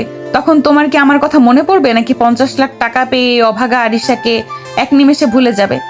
টাকা দিয়ে সময় কেনা যায় মিস আরিশা, কিন্তু স্মৃতি মোছা যায় না। আপনি আমাকে দাস বানিয়ে এনেছিলেন ঠিকই, কিন্তু আপনার এই নিঃসঙ্গতা আমি অনুভব করতে পারি। আপনার এই মায়া মাখা মুখটা ভুলে যাওয়া হয়তো আমার পক্ষে সম্ভব হবে না। তুমি জানো আকাশ, আজ পর্যন্ত কেউ আমাকে এভাবে বুঝতে চেষ্টা করেনি। সবাই আমার টাকা আর ক্ষমতা দেখেছে, কিন্তু তুমি আমাকে একজন মানুষ হিসেবে দেখেছো। কেন তুমি এত ভালো? কেন তোমাকে অবহেলা করা যায় না? সাগরের বাতাসের বেগ বাড়ছিল। আকাশে তখন মেঘের আড়ালে চাঁদ উঁকি দিচ্ছে। আরিশার চোখের কোণে চিকচিক করছিল নোনা জল।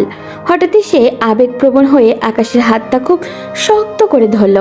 আকাশ চমকে উঠল, কিন্তু হাত সরিয়ে নিল না। আরিশার শরীরের কাঁপন আকাশ অনুভব করতে পারছিল। আকাশ, আমি আসলে খুব একা। এই বিশাল সাম্রাজ্য দিয়ে আমি কি করব যদি আমার কথা শোনার মতো কেউ পাশে না থাকে? আমি কি অনেক খারাপ? কেন আমি তোমাকে প্রথম থেকেই কষ্ট দিয়েছি? আপনি খারাপ নন আরিশা, আপনি আসলে ভালোবাসা পেতে ভয় পান, তাই অহংকারের আড়ালে নিজেকে লুকিয়ে রাখেন। কাঁদবেন না প্লিজ, আপনার চোখে জল মানায় না। আকাশ খুব হালকা করে আরিশার গাল থেকে অশ্রু মুছে দিল। সেই মুহূর্তে সমুদ্রের গর্জন ছাড়া আর শব্দ যেন স্তব্ধ হয়ে গেল। আরিশা নিজেকে আর সামলাতে পারল না। সে আকস্মিকভাবে আকাশের বুকের মধ্যে মুখ লুকালো। আকাশের হৃদস্পন্দন তখন দ্রুততর হচ্ছে। সে আরিশাকে দুহাতে জড়িয়ে ধরল। কক্সবাজারের সেই নির্জন সৈকতে চাঁদের আলোয় ভেসে যাওয়ার মুহূর্তে তারা দুজনেই খুব বাধা ভুলে একে অপরের অনেকটা কাছাকাছি চলে এলো। আকাশ, আমি হয়তো তোমাকে আর কোনোদিন যেতে দিতে পারবো না। আমাদের এই 1 মাসের চুক্তি কি সারা জীবন হতে পারে না? সময় সব প্রশ্নের উত্তর দেবে আরিশা, আজ শুধু এই সুন্দর মুহূর্তটাকে অনুভব করতে দিন। আরিশা আকাশের চোখের দিকে তাকালো। সে চোখে আজ ঘৃণা নেই, বরং কোনো রাগও নেই। আজ শুধু এক গভীর মুগ্ধতা। সাগরের ঢেউ এসে আছড়ে পড়েছিল তাদের পায়ের কাছে, আর তাদের মনের গভীরে বয়ে যাচ্ছিল অনুভূতির এক প্রলয়কারী ঝড়। আরিশা চৌধুরীর মতো কঠিন হৃদয় নারী আজ এক এতিম ছেলের ভালোবাসার কাছে সম্পূর্ণ আত্মসমর্পণ করলো। কক্সবাজার থেকে ফেরার পর আকাশ আর আরিশার সম্পর্কের সমীকরণটা একদমই বদলে গেছে। আরিশার সেই কঠিন ব্যক্তিত্ব এখন আকাশের সামনে এলেই তাসের ঘরের মতো ভেঙে পড়ে। তাদের মধ্যে এখন আর সেই মালিক আর দাসের দূরত্ব নেই। দেখতে দেখতে চুক্তির 25তম দিন কেটে গেল। ঘড়ির কাঁটা যেন এখন আরিশার কাছে এক একটা আতঙ্কের নাম। আকাশ, সোফায় শুলে তো তোমার পিঠে ব্যথা হয়। আজ থেকে তুমি চাইলে এই বড় বেডটার একপাশে ঘুমাতে পারো, আমার কোনো সমস্যা নেই। আজ 25 দিন হয়ে গেল আরিশা, আর মাত্র 5 দিন, তারপর তো এই রাজপ্রাসাদ ছেড়ে আমাকে আমার সেই পুরনো মেসেই ফিরে যেতে হবে। এখন এই দামি বেডে ঘুমানোর অভ্যাস করলে পরে হয়তো ফুটপাতে ঘুম আসবে না। 5 দিনের তো পথ, সোফাতেই ভালো আছি। আকাশের মুখে 5 দিন পর চলে যাওয়ার কথা শুনে আয়েশার বুকটা হু হু করে উঠল। সে ভেবেছিল কক্সবাজারের ওই মুহূর্তগুলোর পর আকাশ হয়তো চুক্তির কথা ভুলে যাবে, কিন্তু আকাশের এই বাস্তববাদী কথাগুলো আয়েশাকে মনে করিয়ে দিল যে তাদের সম্পর্কের ভিত্তিটা ছিল স্রেফ একটা কন্ট্রাক্ট। আরিশা সারা রাত ঘুমাতে পারল না, তার চোখের জল বালিশ ভেজাতে লাগলো। পরদিন সকালে এক রাশ মন খারাপ নিয়ে আরিশা অফিসে পৌঁছালো। কেবিনে ঢোকার আগেই তার চোখ পড়ল এক অসহ্য দৃশ্য। আকাশ স্যার, এই কফিটা খেয়ে দেখুন তো। আজ আমি নিজের হাতে আপনার জন্য বানিয়ে এনেছি। আপনি চলে যাবেন শুনলাম, আমার কিন্তু খুব মন খারাপ হবে। আপনি তো দেখি অনেক খবর রাখেন রিয়া। আসলে জীবন তো থেমে থাকে না, তবে আপনার মতো বন্ধুর কথা আমার সারা জীবন মনে থাকবে। শুধু মনে রাখলে হবে না, যাওয়ার পর কিন্তু আমাকে ট্রিট দিতে হবে। আপনার সাথে কাটানোর সময়গুলো আমার কাছে স্পেশাল হয়ে থাকবে। আরিশা করিডোর দিয়ে যাওয়ার সময় দেখলো আকাশ আর রিয়া খুব সহজভাবে হাসাহাসি করছে। আরিশার মনে হলো কেউ যেন তার কলিজায় গরম লোহা দিয়ে ছ্যাঁকা দিচ্ছে। সে নিজের ইগো সামলাতে না পেরে কাজ ফেলে সোজা বাড়িতে চলে আসলো। আসলাম চৌধুরী ড্রয়িং রুমে বসে পত্রিকা পড়ছিলেন। নাতনিকে দেখে অসময়ে এভাবে অগ্নিশর্মা হয়ে ফিরতে দেখে তিনি বেশ অবাক হলেন। কিরে আরিশা, অফিস থেকে এই অসময়ে চলে এলি যে? শরীর খারাপ নাকি? আর তোর মুখটা এমন তপ্ত দুপুরের মতন লাল হয়ে আছে কেন? দাদু, আমার সামনে এখন কারো কথা বলবে না। আমি আমার রুমে যাচ্ছি, কেউ যেন আমাকে ডিস্টার্ব না করে, বিশেষ করে ওই আকাশ যেন আমার ছায়া না মারায়। আরিশা গটগট করে সিঁড়ি বেয়ে উপরে উঠে নিজের রুমের দরজাটা সহজ জোরে বন্ধ করে দিল। আসলাম চৌধুরী কিছুক্ষণ থতমত খেয়ে বসে রইলেন। তিনি বুঝতে পারলেন ডাল মে কুছ কালা হে। তিনি কালক্ষেপণ না করে ম্যানেজারকে ফোন দিলেন। ম্যানেজার, অফিসে কি কিছু হয়েছে? আরিশা হঠাৎ পাগলের মতন রিয়াক্ট করছে কেন? ও তো মাত্রই বাড়ি ফিরলো। বড় সাহেব, আমি তো বুঝতে পারছি না কি বলবো। আসলে আকাশ আর রিসেপশনিস্ট রিয়াকে একসাথে হাসাহাসি করতে দেখেই মামনি এই কাণ্ড করেছে। মামনি এখন আকাশের ছায়াও সহ্য করতে পারছেন না, অথচ মনে মনে আকাশকে ছাড়া এক মুহূর্তও থাকতে পারছেন না। তার মানে আরিশা চৌধুরী হিংসে করছে? যে মেয়ে কোনোদিন কাউকে পরোয়া করেনি, আজ সে একটা সাধারণ মেয়ের সাথে আকাশের মেলামেশা নিতে পারছে না। এটা তো দারুণ খবর ম্যানেজার। তার মানে বেশি বেশি বিষক্ষয় হচ্ছে। বড় সাহেব, হাসি থামাশার কথা না। আরিশা মামনি যেভাবে রেগে আছে, আমার ভয় হচ্ছে ওনা আবার আকাশকে অপমান করে বাড়ি থেকে বের করে দেয়। চুক্তির আর মাত্র কয়েকটা দিন বাকি। ভয় পাস না, যে যত বেশি হিংসে করে সে তত বেশি ভালোবাসে। আরিশা এখন নিজের মনের সাথে যুদ্ধ করছে, আর আকাশকেও বুঝতে হবে যে আরিশার এই রাগের পেছনে কতটা গভীর মায়া লুকিয়ে আছে। তুই শুধু পরিস্থিতির ওপর নজর রাখ। আরিশা নিজের রুমে শুয়ে বালিশ কামড়ে কাঁদছে। তার মাথায় একটা শুধু দৃশ্য ঘুরে বেড়াচ্ছে। আকাশ রিয়ার দিকে তাকিয়ে হাসছে। সে হাসিটা আরিশার পাওনা ছিল, সেটা রিয়া অনায়াসেই পেয়ে গেছে। আরিশা মনে মনে ভাবছে, আকাশ কি সত্যি 5 দিন পর চলে যাবে? সে কি একবারও আরিশাকে বলবে না যে সে থেকে যেতে চায়? চুক্তির কাগজগুলো কি আসলেই তাদের হৃদয়ের অনুভূতির চেয়ে বড় হয়ে গেল? ম্যানেজার, নাতনির এই হিংসে দেখে আমি একটা জিনিস নিশ্চিত হলাম। আরিশা আকাশকে পাগলের মতন ভালোবেসে ফেলেছে, কিন্তু ওর এই জেদ ভাঙতে হলে আমাদের আগুনের উপর একটু ঘি ঢালতে হবে। তুমি আরিশাকে গিয়ে বলবে যে আকাশের সাথে ডিভোর্স হয়ে গেলে আকাশ আর দেরি করবে না, ও নাকি রিয়াকেই বিয়ে করবে। এই কথাটা শোনার পর দেখবি আসল আরিশা চৌধুরীকে। বড় সাহেব, এটা বলা কি ঠিক হবে? মামনি তো আকাশকে আস্ত রাখবে না। এমনিতেই সে রেগে আছে, তার উপর এমন খবর দিলে তো বাড়িতে তুফান শুরু হয়ে যাবে। আমি যা বলেছি তাই করো। মায়া থেকে যখন ভালোবাসা জন্মায় না, তখন হিংসা থেকে সেটা বের করে আনতে হয়। দেরি করো না, এখনই যাও। ম্যানেজার কাঁপতে কাঁপতে আরিশার ঘরের দরজায় গিয়ে দাঁড়ালেন। আরিশা তখনও অন্ধকার ঘরে বসে জানলার দিকে তাকিয়েছিল। তার চোখের মনি আগুনের মতো লাল হয়ে আছে। ম্যানেজার গলা পরিষ্কার করে ঘরে ঢুকলেন এবং আসলাম চৌধুরীকে শিখিয়ে দেওয়া কথাগুলো খুব সাবধানে আরিশার কানে দিলেন। খবরটি শুনে আরিশা পুরো শরীর কাঁপতে শুরু করলো। সে কোনো কথা না বলে পাগলের মতো আকাশের গেস্ট রুমের দিকে ছুটে গেল। তুই নিজেকে কি মনে করিস রে আকাশ? তোর এত বড় সাহস!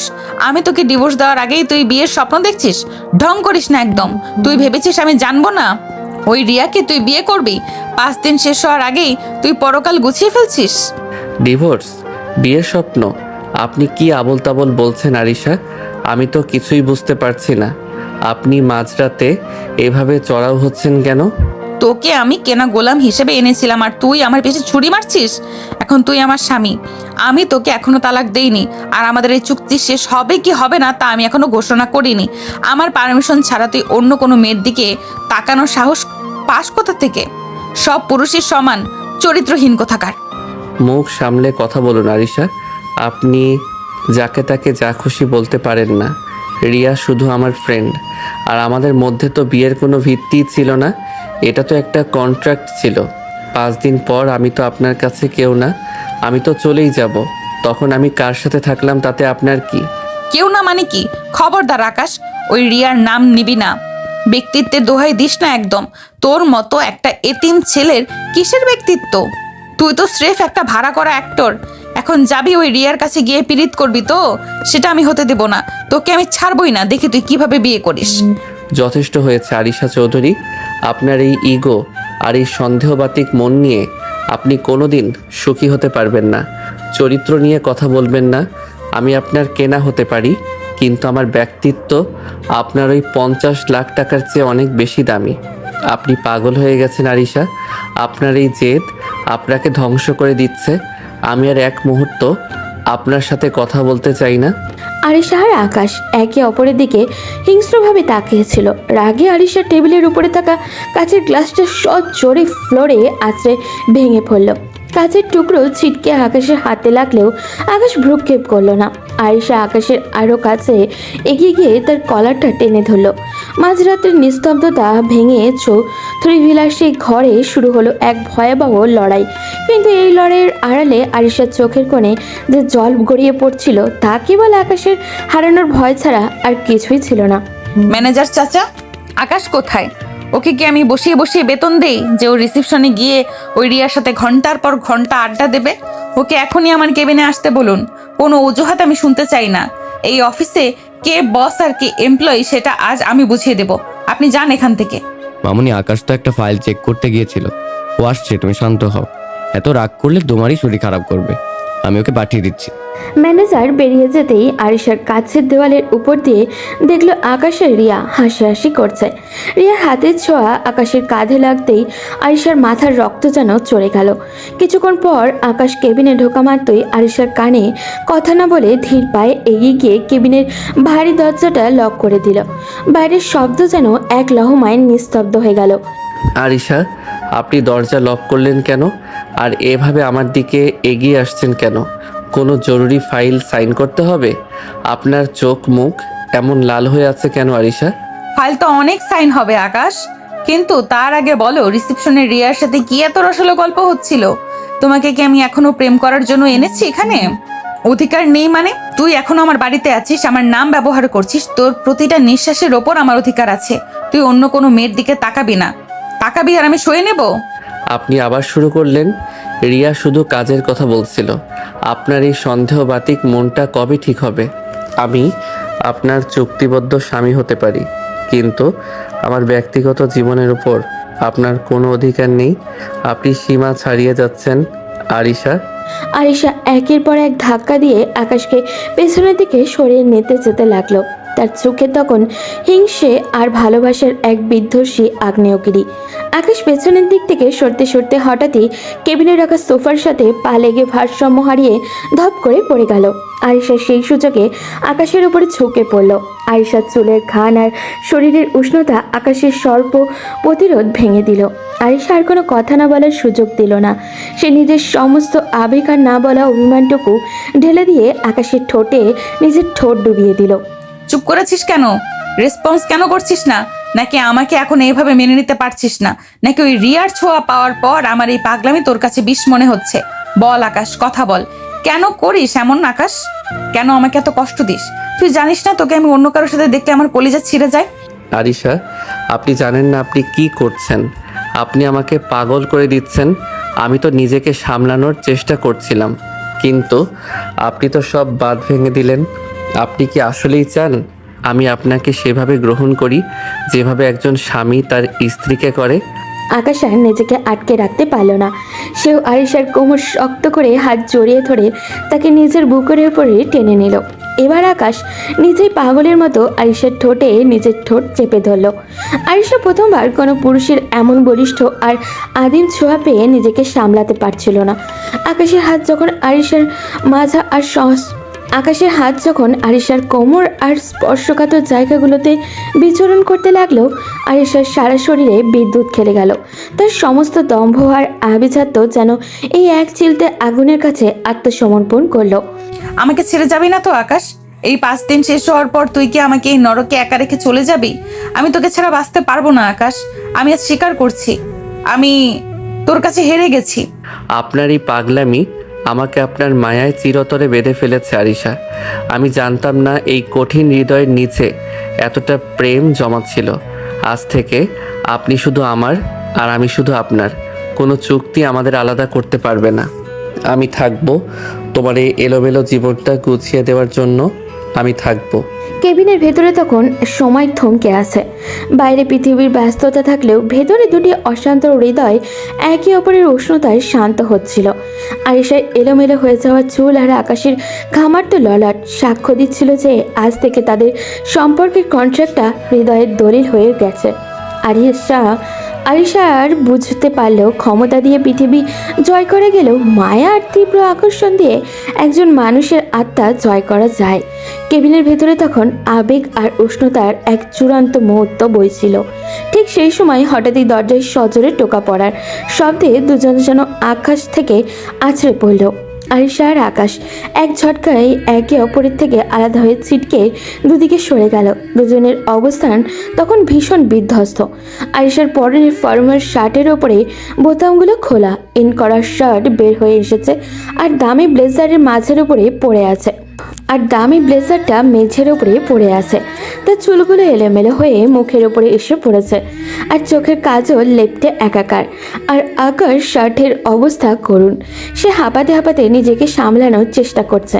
আকাশ, আমার অবস্থা দেখো, ব্লেজারটা মেঝের উপর পড়ে আছে, শার্টের এই অবস্থা। বাইরের কেউ যদি আমাদের এই অবস্থায় দেখে তবে সম্মান সব ধুলোয় মিশে যাবে। আমি কি করব এখন? দাদুকে মুখ দেখাবো কি করে? আরিশা, প্যানিক করবেন না, একদম না। আপনি আগে ব্লেজারটা তুলুন, শার্টটা ঠিক করে ওয়াশরুমে যান। আমি দরজা খোলার আগে সময় নিচ্ছি, প্লিজ কুইক। আরিশা মেঝের উপর থেকে নিজের ব্লেজারটা তুলে নিয়ে করুণ চোখে আকাশের দিকে তাকালো। সে কাঁপতে কাঁপতে ড্রেসিংয়ে ঠিক করার চেষ্টা করছে। আকাশ আরিশার অসহায়ত্ব বুঝতে পেরে চোখের ইশারায় কেবিনের ভেতরে ওয়াশরুমের দিকে ইশারা করলো। আরিশা দ্রুত শার্টের বোতামগুলো আটকাতে আটকাতে ওয়াশরুমের ভেতরে ঢুকে গেল। আকাশ একটা দীর্ঘশ্বাস ফেলে নিজের শার্টের হাতা ঠিক করে আর চুলগুলো হাত দিয়ে আঁচড়ে নিয়ে ধীর পায়ে গিয়ে কেবিনের দরজা খুলে দিল। সামনে ম্যানেজারকে দেখে আকাশ একটু অদ্ভুত অপ্রস্তুত হাসি দিল। আকাশ, দরজা লক করা ছিল কেন? আর তোমার কপালে তো ঘাম কেন? আরিশা মামুনি কোথায়? ওনার সাথে একটা খুব আর্জেন্ট ফাইলে সই লাগবে। ওহ, ম্যানেজার চাচা আপনি? আসলে ম্যাম একটু ফ্রেশ হতে ওয়াশরুমে গিয়েছেন। আর বুঝতেই তো পারছেন অফিসের এসির অবস্থা একদম ভালো না, খুব গরম লাগছিল। আপনি ভেতরে আসুন। ম্যানেজার কেবিনে ঢুকে চারিদিকে সন্নিগ্ধ দৃষ্টিতে তাকাতে লাগলেন। সোফাটা এলোমেলো হয়ে আছে আর কার্পেটের উপরে আরিশার চুলের পিন পরে থাকতে দেখে তিনি কিছুটা থমকে গেলেন।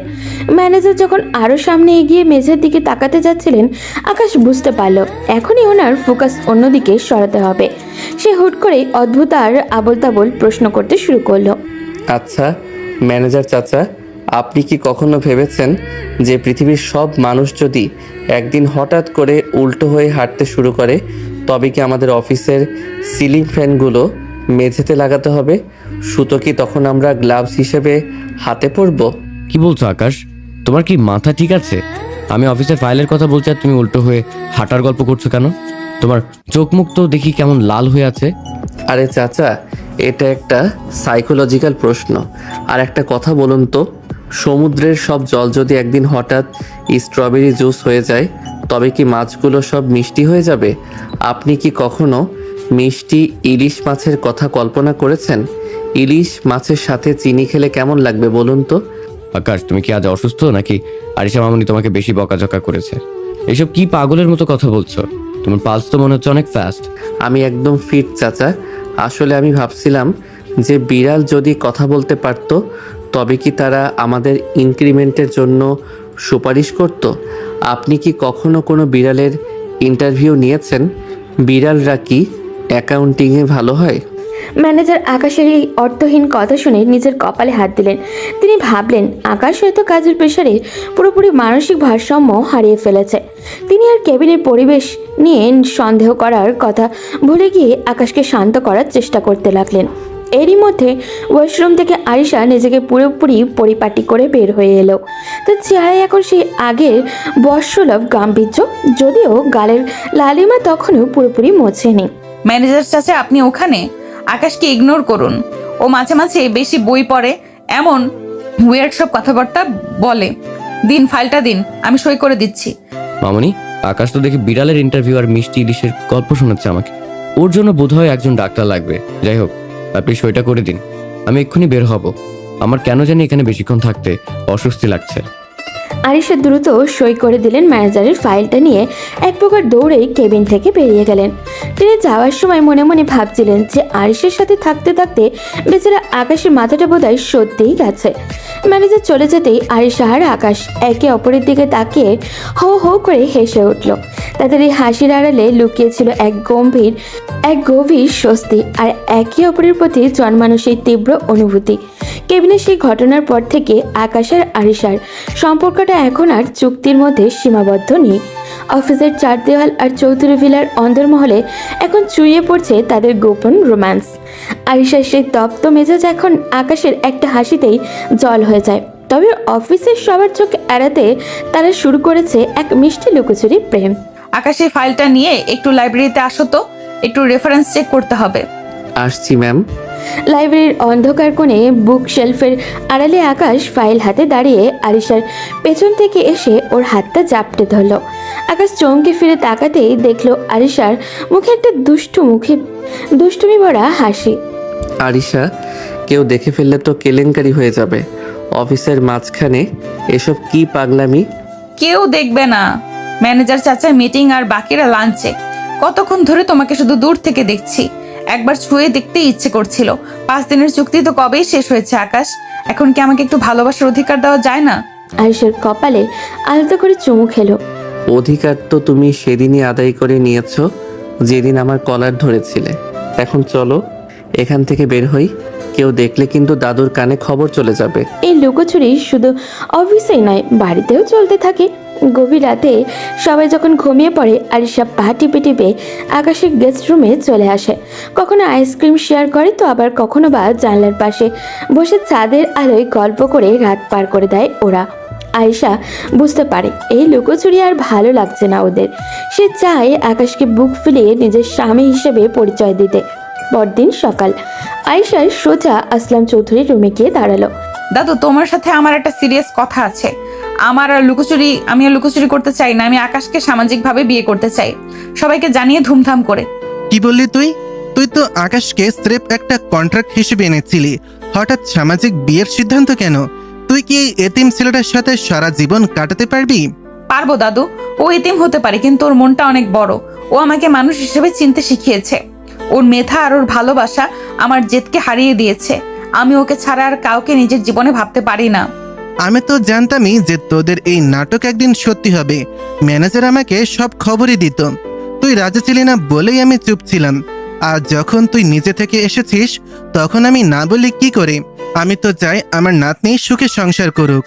আসলাম চৌধুরী অনুমতি পাওয়ার পর চৌধুরী ভিলায় শুরু হলো সাজো সাজো রব। পুরো শহরকে জানিয়ে দেওয়া হলো আজ আরিশা চৌধুরীর বিয়ের খবর। ধুমধাম করে সাজানো হলো পুরো বাড়ি। হলুদ থেকে শুরু করে বিয়ের অনুষ্ঠান সবখানেই ছিল রাজকীয়তার ছোঁয়া। আজ থেকে তুমি আর ভাড়া করা অভিনেতা নও আকাশ।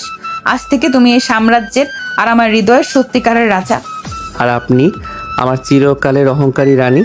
তবে মনে রাখবেন, আমি কিন্তু আপনার টাকা দেখে আসিনি। আমি এসেছি এই কঠিন হৃদয়ের আড়ালে লুকিয়ে থাকা ছোট্ট মেয়েটার খোঁজে। আকাশ আর আরিশা যখন একে অপরের দিকে তাকালো তখন তাদের চোখে ছিল আগামী দিনের সোনালী স্বপ্ন। আসলাম চৌধুরী দূরে দাঁড়িয়ে তৃপ্তির হাসি হাসছিলেন। ম্যানেজার চাচার চোখেও ছিল আনন্দের পানি। রিয়াও সে দূরে থেকে আকাশকে দীর্ঘশ্বাস ফেলেও তাদের জুটির জন্য শুভকামনা জানালো। এতিম আকাশ আজ সত্যিই কোটিপতি বড় হলো, তবে সম্পদের জন্য নয়, ভালোবাসার ঝরে। পুরো চৌধুরী ভিলা আজ আলোকসজ্জা ঝলমল করছে। গেট থেকে শুরু করে মূল ফটক পর্যন্ত সাদা ও গোলাপি রঙের গোলাপের সমারোহ। আজ আরিশা চৌধুরী আর আকাশের সামাজিকভাবে বিয়ের দিন। শহরের নামি দামি সব অতিথি আজ আমন্ত্রিত। সবার মুখে একটাই কথা, আরিশা যাকে বিয়ে করছে সে নাকি সাধারণ কোনো মানুষ নয়, বরং এক অসামান্য মেধাবীর অধিকারী। বিয়ের এই জাঁকজমকপূর্ণ অনুষ্ঠানের মাঝেই আকাশ আর আরিশা ছোট ছোট কিছু মিষ্টি মুহূর্ত তৈরি হচ্ছিল। আকাশ, দেখো তো আমার মেকআপটা কি বেশি হয়ে গেছে? আমার কেন জানি খুব ভয় লাগছে। এত মানুষের সামনে আমি আগে কোনোদিন ওইভাবে আসিনি। ভয় পেও না আরিশা, তোমাকে আজ একদম রূপকথার পরীর মতো লাগছে। এই লাল বেনারসি আর গয়নায় তোমাকে এত সুন্দর লাগবে আমি কল্পনাও করিনি। আমার দিকে তাকাও, মনে করো এখানে আমরা দুজন ছাড়া আর কেউ নেই। তুমি যখন পাশে থাকো তখন পৃথিবীটা অনেক বেশি নিরাপদ মনে হয়। আমি ভাবি যদি ওই দিন তোমাকে চুক্তিতে সই না করাতাম, তবে কি আজ আমরা এই জায়গায় দাঁড়াতে পারতাম? বিয়ের আসরে কাজী সাহেব আসতেই পুরো বাড়ি নিস্তব্ধ হয়ে গেল। আসলাম চৌধুরী আকাশের কাঁধে হাত রেখে তাকে আসরে নিয়ে আসলেন। আরিশা তখন পর্দার আড়ালে বসে কাঁপছিল। যখন আকাশ কবুল বলল, তখন আরিশার মনে হলো তার জীবনের দীর্ঘদিনের একাকিত্ব আজ ঘুচে গেল বোধ হয়। এরপর আরিশা কবুল বলার পালা। কম্পিত কণ্ঠ সে যখন 3 বার কবুল বলল, তখন উপস্থিত সবাই হাততালি দিয়ে তাদের অভিনন্দন জানালো। আকাশ, আমি আজ আমার জীবনের সবচেয়ে মূল্যবান সম্পদ তোর হাতে তুলে দিলাম। আমি জানি আরিশা একটু জেদি, কিন্তু ওর মনটা কাচের মতন স্বচ্ছ। তুই ওকে আগলে রাখিস। আজ থেকে তুই শুধু আমার নাত জামাই না, আমার নিজের নাতি হিসেবেই মেনে নিলাম। এই এতিম কথাটা যেন আর কোনোদিন তোর মনে না আসে। এই বাড়িটা এখন তোরও। দাদু, আমি হয়তো এতিম হয়ে পৃথিবীতে এসেছিলাম, কিন্তু আজ আপনার মতো অভিভাবক আর আরিশার মতো জীবনসঙ্গিনী পেয়ে আমি পৃথিবীর সবচেয়ে ধনী মানুষ হয়ে গেছি। কথা দিচ্ছি দাদু, আপনাদের এই বিশ্বাস আমি কোনোদিন ভাঙতে দেব না। বিয়ের আনুষ্ঠানিকতা শেষ করে আকাশ আর আরিশা যখন পাশাপাশি বসলো, তখন ম্যানেজার চাচা একগাল হাসি নিয়ে এগিয়ে আসলেন। তার পেছনেই ছিল রিয়া। রিয়া আজ খুব সুন্দর করে একটা নীল শাড়ি পরে এসেছে। সে আকাশের সামনে এসে একগুচ্ছ ফুল বাড়িয়ে দিল। অভিনন্দন আকাশ স্যার আর আরিশা ম্যাম, আপনি আসলেই খুব লাকি। আকাশের মতো একজন মানুষকে জীবনসঙ্গী হিসেবে পাওয়া ভাগ্যের ব্যাপার। আপনারা সারা জীবন খুব সুখে থাকবেন। ধন্যবাদ রিয়া। আমার সাথে আকাশের যে বন্ধুত্ব বা ভালোবাসা, সেখানে তোমার অবদানও কম নয়। তোমার জন্যই তো আমি বুঝতে পেরেছিলাম যে আমি আকাশকে কতটা ভালোবাসি। আজ থেকে তুমি আমাদের অফিসে শুধু এমপ্লয়ি নও, আমাদের পরিবারের একজন ভালো বন্ধু হয়ে থাকবে। রাত যখন গভীর হলো, আয়েশা আর আকাশ তাদের ফুলসজ্জার ঘরে ঢুকলো। পুরো ঘরটা রজনীগন্ধার মিষ্টি গন্ধে ভরে আছে। আরিশা জানলার পাশে গিয়ে দাঁড়ালো। বাইরে আকাশে তখন চাঁদটা আজ বড্ড বেশি উজ্জ্বল। আকাশ ধীর পায়ে এগিয়ে গিয়ে আরিশাকে পেছন থেকে জড়িয়ে ধরল। আরিশা লজ্জায় আকাশের বুকে মাথা রাখলো। আরিশা, 1 মাসের সেই চুক্তিটা আজ থেকে এক জীবনের চুক্তিতে পরিণত হলো। আমি সারাটা জীবন তোমার হাত এভাবেই ধরে থাকতে চাই। তুমি কি থাকবে আমার পাশে? আমি তো তোমার মায়ে অনেক আগেই ধরা দিয়েছি আকাশ। আজ থেকে আর কোনো মালিক নেই, কোনো দাস নেই। আজ থেকে শুধু আমরা দুজনেই একে অপরের। এইভাবেই যেন আমাদের প্রতিটি ভোর আর রাত কাটে। আকাশের হাতের আঙুলগুলো আরিশার আঙুলের ফাঁকে মিশে গেল। বাইরের নিস্তব্ধতা সাক্ষী দিচ্ছিল এক নতুন সূচনার। একসময় যা ছিল অভিনয়, আজ তা নিরেট বাস্তব। এতিম আকাশের মেধা আর ভালোবাসা দিয়ে জয় করে নিল আরিশার কঠিন হৃদয়ের রাজ্য। এভাবেই চৌধুরী ভিলার ছাদে এক নতুন সোনালী ভোরের অপেক্ষায় সমাপ্ত হলো আকাশ ও আরিশার অমিলন প্রেমের উপমা হয়ে রইল।